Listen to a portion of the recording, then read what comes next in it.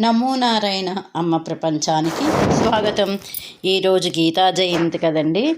ఈ గీతా జయంతి సందర్భంగా మా ఆశ్రమంలో ఉన్న కృష్ణుడికి పూజ చేసుకొని అందరం కలిసి సంపూర్ణ భగవద్గీత పారాయణ చేసుకున్నామండి. ఈ భగవద్గీత గురించి మా గురుగారు చెప్పిన కొన్ని విషయాలు మీకు చెప్దాం అనుకుంటున్నాను. ఈ భగవద్గీత మనం నేర్చుకోవడానికి వయసుతో సంబంధం లేదండి. కొంతమంది ఏంటంటే తురియ సంధిలో మాత్రమే భగవద్గీత అవసరం అన్నట్టు తయారు చేస్తారు. అట్లా ఏం కాదండి.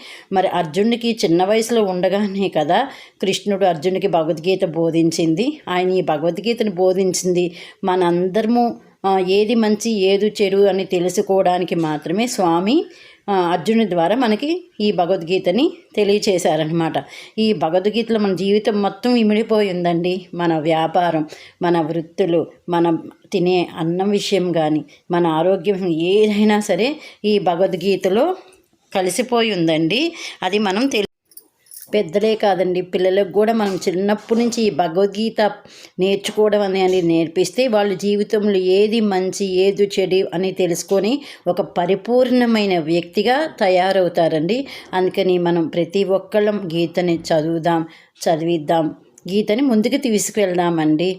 ఎందుకంటే ఇది మన హిందూ ధర్మశాస్త్రాన్ని విశదీకరంగా తెలియచేస్తూ కృష్ణుని చెప్పింది కదండి. అందుకని మనం భగవద్గీతని వదలొద్దు. ఎల్లప్పుడూ భగవద్గీతని మనతోనే ఉంచుకుందాం. భగవద్గీతని మన జీవితంలో కలిపేసుకుందాం. ఓం శ్రీం నమో నారాయణాయ అనే ఒక దివ్య మహామంత్రంతో సమానమైందండి ఈ భగవద్గీత. అందుకని భగవద్గీతని వదలొద్దు, నేర్చుకుందాం, నేర్పిద్దాం, ముందుకు తీసుకెళ్దాం. శ్రీమాత్రే నమః.